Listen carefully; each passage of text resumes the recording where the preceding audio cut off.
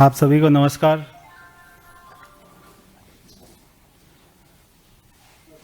आज आपके सामने एक बार फिर से जो दिल्ली की जनता को धोखा देते आए हैं, अन्ना आंदोलन का सहारा लेकर, महात्मा गांधी जी की फोटो का सहारा लेकर, शहीद भगत सिंह जी, बाबा साहब अंबेडकर जी की फोटो का सहारा लेकर, आम आदमी पार्टी की टोपी पहनकर 1 रुपए के स्टैम्प पेपर के ऊपर में एफिडेविट देने वाला कि मैं सरकारी घर नहीं लूंगा, बंगला नहीं लूंगा, गाड़ी नहीं लूंगा, बच्चों की झूठी कसम खाने वाला दिल्ली का रहमान डकैत, और आज उसी के रहमान डकैत का धुरंधर पिक्चर का जैसे सीक्वल आया था 2, वैसे ही शीश महल 2 ये आज हम आपको दिखाने जा रहे हैं। केजरीवाल जी ने पहले दिल्ली में शीश महल बनाया, हम सभी जानते हैं। वो शीश महल कब बना? जब दिल्ली में कोविड की वेव थी। दिल्ली की जनता कोविड की दवाई मांग रही थी, दिल्ली की जनता मर रही थी, दम घुट रहा था। उस समय एक भी दिन दिल्ली के शीश महल का काम नहीं रुका, ऐसा केजरीवाल जी के आदेश थे। और उसी के साथ में मैंने आपको दिखाया था कि उसका एक्सटेंशन भी बन रहा था, जिसमें 70 करोड़ रुपए का बजट पास किया गया था। जब हमारे दिल्ली के धुरंधर मतदाताओं ने दिल्ली के रहमान डकैत को हरा दिया, तो उसके बाद में वो पंजाब चले गए। पंजाब में जाने के बाद में भगवंत मान जी की मुश्किलें बढ़ गई, क्योंकि भगवंत मान जी के घर के चारों तरफ में जो 4 सरकारी बड़े घर हैं, उसमें से एक पर केजरीवाल जी ने कब्जा कर लिया, दूसरे पर दिल्ली के पूर्व स्वास्थ्य मंत्री सत्येंद्र जैन ने कब्जा कर लिया, तीसरे पर राज्यसभा के सांसद संजय सिंह जी ने वहां पर कब्जा कर लिया, और एक पर मनीष सिसोदिया ने कब्जा कर लिया। तो वहां पे पंजाब में भगवंत मान जी परेशान हैं कि आपने दिल्ली से अच्छा हरा कर भेजा और ये चारों तरफ मेरे को घेर कर बैठ गए। वहां पर उन्होंने दूसरा शीश महल बनाया। आज दिल्ली के अंदर में वो पिछले कई सालों से कोर्ट में जाते रहे, मुझे घर दो, मुझे घर दो, मुझे बंगला चाहिए, मुझे बंगला चाहिए। और जब उनको बंगला मिला, जहां पर वो कल हमें पता लगा कि उसमें शिफ्ट हुए 95 लोधी स्टेट, जब उसकी पिक्चर सामने आई तो हम हैरान हो गए। मैं सादगी से रहूंगा कहने वाला आदमी आज आलीशान तरीके से रहता है। अभी हम आपको वो सारी पिक्चर दिखाएंगे जो केजरीवाल जी ने अपने नए घर में किस तरीके से काम किया, वो सारा इसमें आपको दिखाई देगा। मैं सोचता हूं कि बार बार इतनी कसम खाने वाला व्यक्ति, उसको ऐसे घर में नींद कैसे आती होगी। मैं जब गया था शीश महल देखने के लिए, तो मैंने पूरे घर को दिखाया था देश की जनता के सामने। और मैं वहां पर जब मैं देख रहा था तो मैं सोच रहा था कि ऐसे सिल्क के कारपेट पे रहने के बाद, ऐसे करोड़ों रुपए बाथरूम में लगाने के बाद, ऐसे करोड़ों रुपया बेडरूम में लगाने के बाद में वहां पे नींद कैसे आती होगी? क्या आपको अपने आप से घिन नहीं आती? वहां पे सांस कैसे आती होगी? दम नहीं घुटता आपका? आप अपने परिवार के सदस्यों को शक्ल कैसे दिखाते होंगे कि पूरे देश में अपनी ईमानदारी का, सादगी का ढिंडोरा पीटने वाला व्यक्ति, अपनी जेब में 2 रुपए का रिनोल्ड का पेन लगाने वाला आदमी, शर्ट का, पैंट का एक्स्ट्रा लार्ज साइज पहनने वाला आदमी जब अपने घर में जाता होगा और उसके घर वाले देखते होंगे कि अभी अभी तो मेरे पिताजी इतना अच्छा भाषण दे के आए हैं सादगी का, ईमानदारी का, और अभी जब वो घर आते हैं तो एकदम से ऑर्डर करते हैं कि मुझे वियतनाम का मार्बल चाहिए, मुझे ऑटोमेटिक हमारे खुलने वाले कर्टन चाहिए। तो कैसे नींद आती होगी, कैसे सांस आती होगी, ये बहुत बड़ा सवाल है। तो मैं आपको वो पिक्चर्स, सबसे पहले जो देश की जनता ने अभी तक नहीं देखी है पिक्चर, आज आप सभी मीडिया के भाइयों के साथ से सहयोग से देश की जनता को वो पिक्चर हम दिखाने जा रहे हैं।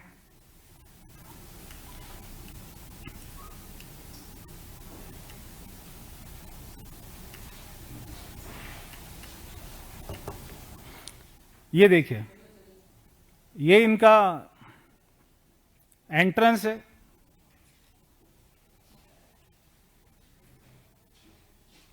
ये मैं आपको बता दूं कि सरकारी घर है, मगर इस घर में जो पैसा लगा है वो सरकारी नहीं है। आपको ध्यान होगा जब शीश महल की बात आई थी और दिल्ली की जनता ने जवाब दिया था, तो केजरीवाल जी के पास में एकमात्र अपने बचाव में उनका डिफेंस था। उस एकमात्र डिफेंस को भी आज मैं खत्म कर देता हूं। उनका डिफेंस था कि मैं क्या करता, दिल्ली सरकार के चीफ इंजीनियर ने, पीडब्ल्यूडी डिपार्टमेंट ने ये पैसा लगा दिया। मेरे को तो पता ही नहीं लगा ये पैसा कब लगा शीश महल में। ये तो इंजीनियर ने लगा दिया। अगर वहां पे करोड़ों का मार्बल लगा तो इंजीनियर ने लगा दिया। मुझे तो पता ही नहीं लगा कि इस घर में इतना पैसा लग रहा है। आज वो एकमात्र डिफेंस को भी खत्म कर देते हैं कि इस घर में लगा हुआ एक एक पैसा प्राइवेट, क्योंकि सीपीडब्ल्यूडी इतना पैसा नहीं लगाती है। तो आज हमको समझ में आता है कि जो आदमी कहता था कि मैं बंगला नहीं लूंगा, कि मैं मकान नहीं लूंगा, तो आज समझ में आता है कि वो ये कहते थे कि मैं साधारण नहीं लूंगा,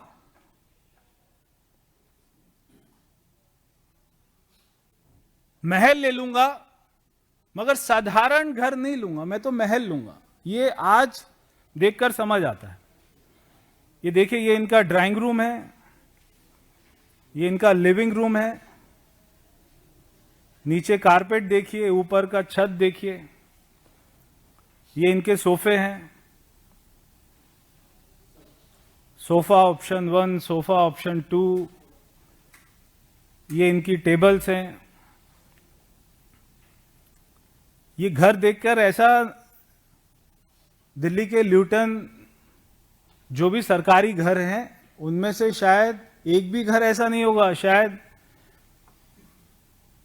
डीएमके, टीएमसी, कांग्रेस के भी नेताओं का, मंत्रियों का जो रहे हैं उनका भी घर ऐसा नहीं होगा। लेदर का सोफा।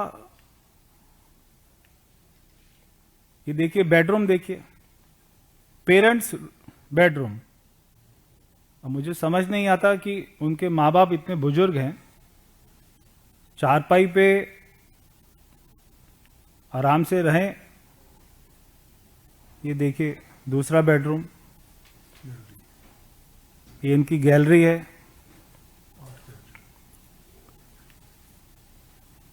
ये एक और इनका रूम है, ड्राइंग रूम है।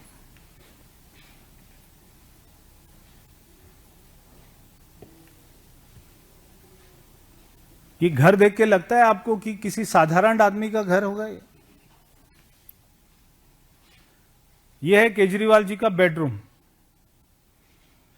ये ऐसा लग रहा है कि गोवा के किसी 7 स्टार होटल का स्वीट है।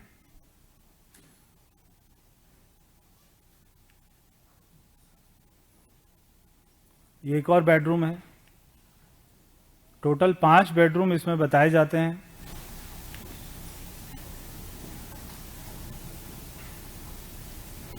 ये एक और कमरा है, एक और ड्राइंग रूम है। लेदर का सोफा है। ये है केजरीवाल जी का 95 लोधी स्टेट, उनका नया शीश महल।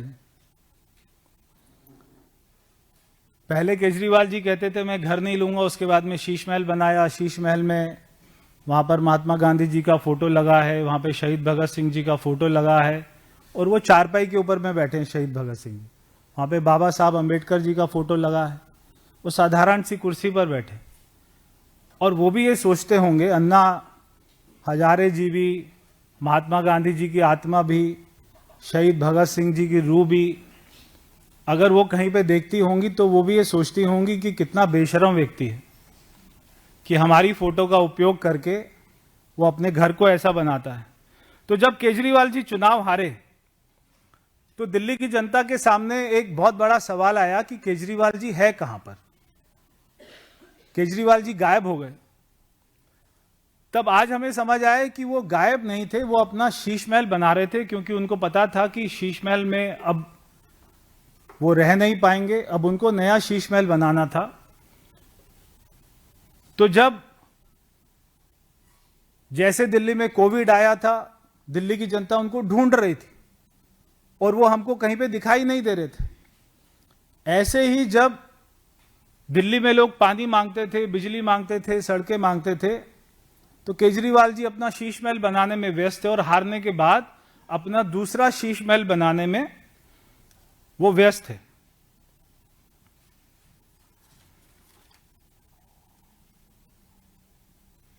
अपने आप को आम आदमी पार्टी कहने वाले आज वो राजा की तरह रहते हैं, इसमें कोई बुरी बात नहीं, वो रहें, मगर अपने आप को आम आदमी पार्टी तो ना कहें। आपको अपने घर में प्राइवेट पैसा लगाना है, लगाइए, इसमें कोई बुरी बात नहीं, मगर उसका ढोंग करना, ऐसे कपड़े पहनना, टूटी हुई चप्पल पहनना, रिनोल्ड का साधारण सा पेन लगाना और अपने आप को साधारण व्यक्ति दिखाना, ऐसा ढोंग करना खराब है। आप जैसे अंदर हैं वैसे ही बाहर दिखाइए अपने आप को।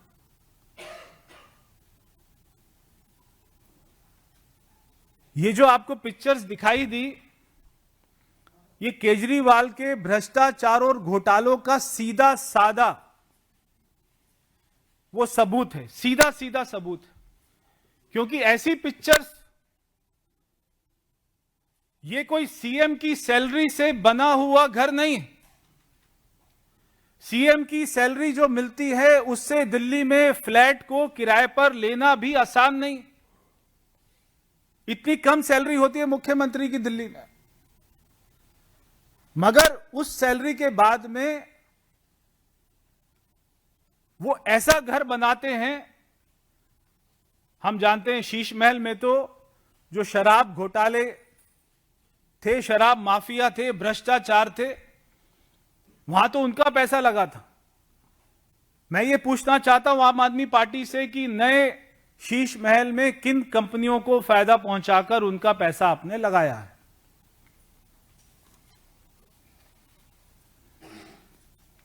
हमें लगता था कि केजरीवाल जी शीश महल में रहते हैं, मगर आज समझ में आया कि शीश महल केजरीवाल के अंदर रहता है। जो बाहर नहीं निकल पा रहा है, जो उनको ख्यालों से, मन से, दिल से, दिमाग से शीश महल केजरीवाल के अंदर से बाहर नहीं आ पा रहा है और वो इतनी तरीके से उनको घेर कर बैठ गया है कि आज उनको देश की जनता का, दिल्ली की जनता का और पंजाब की जनता का दुख नहीं दिखाई देता।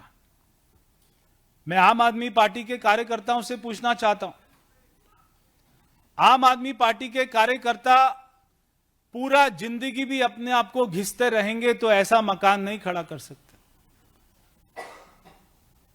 तो आम आदमी पार्टी में, पूरी पार्टी के अंदर में क्या एक ही व्यक्ति ऐसा है जो ऐसा मकान बना सकता है?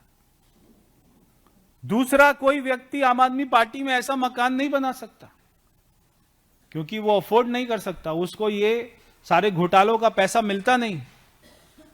क्यों आम आदमी पार्टी में एक ही कार्यकर्ता है, एक ही नेता है, एक ही मंत्री था, मुख्यमंत्री था, जो ऐसे घर बना सकता है? दूसरा कोई व्यक्ति, मैं आम आदमी पार्टी के कार्यकर्ताओं से पूछना चाहता हूं कि आप में से बहुत सारे लोग ईमानदारी से काम कर रहे होंगे, बिना पैसे लिए काम कर रहे होंगे, यही कारण था कि कल उनके ईमानदार नेताओं ने पार्टी छोड़ी।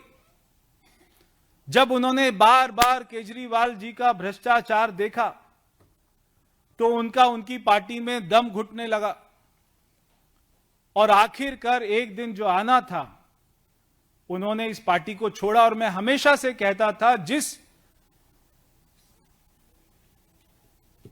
उनके कार्यकर्ता में स्वाभिमान होगा, जो कार्यकर्ता उनका खुद गर्ज होगा, जिसमें ईमानदारी बची होगी, वो कभी भी केजरीवाल की आम आदमी पार्टी में नहीं रह सकता, केजरीवाल के साथ में काम नहीं कर सकता। आजाद भारत के इतिहास में ये पहला इंसान है जिसके शौक खत्म नहीं हो रहे। सबसे ज्यादा शौकीन व्यक्ति अगर आजाद भारत के इतिहास में कोई पैदा हुआ है तो उसका नाम है अरविंद केजरीवाल।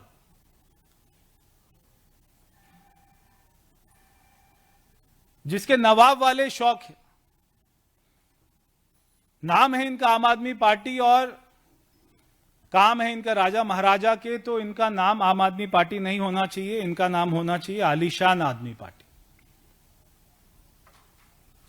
मैं 2 लाइन बोलकर और 4 सवाल पूछकर अपनी बात को खत्म करूंगा कि सादगी का चोला पहनकर लूट का व्यापार किया, 2 कमरों का वादा था पर शीश महल तैयार किया, जनता मांगती रही हिसाब पानी और बिजली का, पर अपनी अय्याशी के लिए जनता के भरोसे का कत्ल सरेआम किया।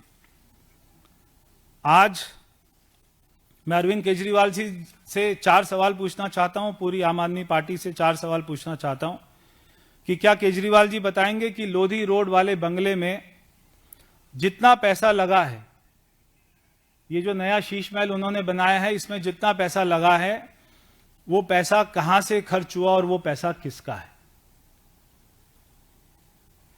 मेरा दूसरा सवाल है, क्या यह सच नहीं है कि आपकी इस विलासी शौक की वजह से आपके आम आदमी पार्टी के ईमानदार कार्यकर्ता आपकी पार्टी को छोड़ रहे हैं? 2 कमरे के फ्लैट का वादा करने वाले को इतने आलीशान शीश महल की बनाने की क्यों जरूरत बार बार पड़ रही है? क्या इस बात का जवाब केजरीवाल जी देंगे? भाजपा पूछना चाहती है कि जिस तरह पहले शीश महल में शराब ठेकेदारों का पैसा लगा और उनको फायदा पहुंचाया गया, इस नए शीश महल में किन कंपनियों का पैसा लगा, ये पैसा कहां से आया और कितना पैसा खर्च हुआ, और क्या इसके अंदर में जनता को घुसने की इजाजत होगी, वहां पर उनको देखने की इजाजत होगी? ये मेरे 4 सवालों के साथ में मैं देश की जनता को, दिल्ली की जनता को केजरीवाल जी की सच्चाई, उनका ढोंग, उनका फरेब, उनका झूठ एक बार फिर से दिखाने आया था। ये तस्वीरें देखकर देश की जनता जो अब उनको पहचान चुकी है कि वो बार बार यही काम करेंगे, क्योंकि चोर अपनी चोरी से नहीं जाता है, बार बार वो चोरी करता है। ऐसे ही केजरीवाल जी अपनी आदत से नहीं, उनका पीछा छूटेगा। मगर मैं उनसे कहना चाहता हूं कि सबको ऊपर जाना है, भगवान को एक ना एक दिन जाके जवाब देना है। किस मुंह से आप उनको जवाब दे पाएंगे इतना ढोंग करने के बाद में? बहुत बहुत धन्यवाद। दोबारा दिखा दें। वही जाएंगे।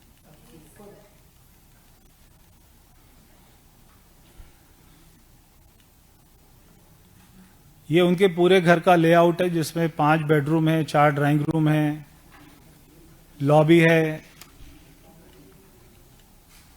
बाथरूम की पिक्चर इसमें नहीं है। जो शीश महल में हमको गोल्डन टॉयलेट सीट जो हमको नहीं मिली थी, शायद वो इसी घर में आई है।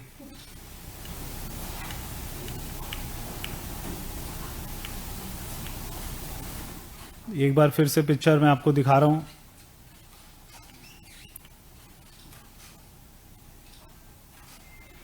जितना दिमाग उन्होंने पूरे एक एक कमरे में, कारपेट कौन सा होना चाहिए, पत्थर कौन सा होना चाहिए, लाइट कौन सी होनी चाहिए, पेंटिंग कौन सी लगनी चाहिए, कलर क्या होना चाहिए, ये सब में लगाया होगा। अगर इतना दिमाग वो अगर दिल्ली की जनता में लगा देते, दिल्ली के कामों में लगा देते, इतना समय भी लगा देते, तो शायद आज उनके कार्यकर्ता उनकी पार्टी को नहीं छोड़ के जा रहे होते। दिल्ली में भारतीय जनता पार्टी की सरकार जो काम कर रही है, इतनी मेहनत कर रही है, शायद उनको इसलिए करना पड़ रहा है क्योंकि 11 साल में उन्होंने कोई भी विकास का कार्य नहीं किया। ये सारी पिक्चर्स आपको भेज देंगे। बहुत बहुत धन्यवाद। अरविंद केजरीवाल जिस मकान में रह रहे थे वो अशोक मिश्रा का, मनीष सिसोदिया जिस मकान में अभी रह रहे हैं वो हरभजन सिंह का। इन लोगों ने लेकिन दोनों नेताओं में बगावत कर दी है। क्या करना चाहिए? दूसरे का मकान घर के लिए रह सकते या गवर्नमेंट कर? देखिए, कोई किसी के मकान में नहीं रह सकता। तो हरभजन सिंह जी और जो है मित्तल साहब वो इस बात को तय करेंगे कि वो उनको लीगल नोटिस भेजेंगे या वो सीपीडब्ल्यूडी में कंप्लेंट करेंगे कि उनको उनके घर से निकाला जाए। उनको उनका घर मिलना चाहिए। सर, इस पूरे मामले पर जिस तरह से साथ आप आम आदमी पार्टी के सांसद बीजेपी में कल गए कभी घोषणा की, तो राजनीति भी हो रही है। संजय राउत जो है वो कह रहे हैं बीजेपी बकासुर वाली पार्टी है, किसी को भी खा जाती है। देखिए, अगर कोई अपनी पार्टी में जिसका दम घुट रहा है, कोई अपनी पार्टी में नहीं रहना चाहता, कोई देश के लिए काम करना चाहता है, कोई हमारे प्रधानमंत्री मोदी जी की नीतियों से प्रभावित है, कोई उनके साथ में पीछे रहकर काम करना चाहता है, कोई उनके साथ में मिलकर काम करना चाहता है, उस हर व्यक्ति का हमारी पार्टी में स्वागत है, जिसके लिए देश सबसे पहले है, उसके बाद में वो स्वयं है। गुजरात में आम आदमी पार्टी जिस तरीके से उभर कर आ रही है, उससे मोदी सरकार इतनी डरी है कि उनके सोशल मीडिया पेजेस को बैन कर रही है। आम आदमी पार्टी का इंस्टाग्राम पेज मोदी सरकार ने बैन कर रहा है। देखिए, आम आदमी पार्टी जितना उभर के आ रही है, ये तो जो अगले साल में पंजाब का इलेक्शन है उसमें हमारे सामने आ जाएगा। धीरे धीरे जो इनकी राष्ट्रीय पार्टी का एक इनको स्टैम्प मिला हुआ है, जब इनकी सारी सरकारें चली जाएंगी, विधायक सारे हार जाएंगे, हर राज्य में इनका वोटिंग परसेंटेज इनका कम हो जाएगा, तो ये राष्ट्रीय पार्टी का भी और ये उसके बाद में जो इनको ये घर मिला है राष्ट्रीय पार्टी के अध्यक्ष के नाते, वो भी शायद एक ना एक दिन ये भी हाथ से निकल जाए।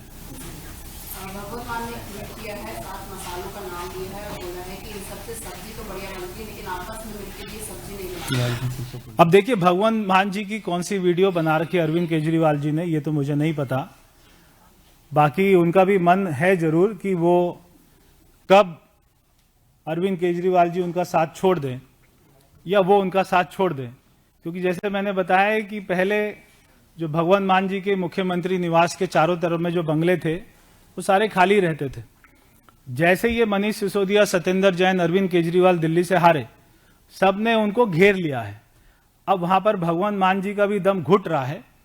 अब वो किस प्रेशर में, कौन से वीडियो के प्रेशर में ये सारी बातें बोलते और पार्टी को नहीं छोड़ रहे हैं, और नहीं छोड़ेंगे तो उनका भी हाल वही होगा जो आने वाले अगले साल में वहां पर आम आदमी पार्टी की सरकार का होने वाला है। सर, पंजाब से भी जैसे केजरीवाल सरकार में कई वादे थे पूरे नहीं किए, और वहाँ पे क्या लगता है कि पंजाब में जो पार्टी टूट सकती है? आपने भगवंत मान साहब ने कहा कि पार्टी, देखिए, पार्टी टूटे या नहीं टूटे, पंजाब में उनकी सरकार का जाना तय है। धन्यवाद।